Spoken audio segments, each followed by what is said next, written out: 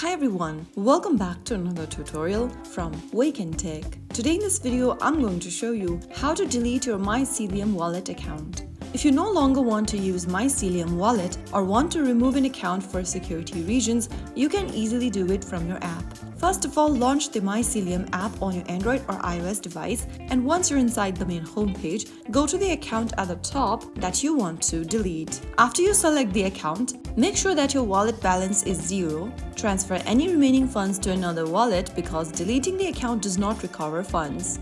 So once you're inside your account, go ahead and tap on the 3 dots at the top right corner. In the pop-up, go ahead and tap on Delete Account and confirm your deletion. Once you do that, you'll then be able to delete your account from Mycelium. Mycelium may ask you to enter your PIN or backup seed phrase to verify before deletion, so do that and you'll be able to delete your account. Remember that you must have multiple accounts in your wallet so that you can delete your account, since the last account that is left on your wallet cannot be deleted alone. So that is how it's super easily done. If you found the video helpful, don't forget to like, share and subscribe to our channel.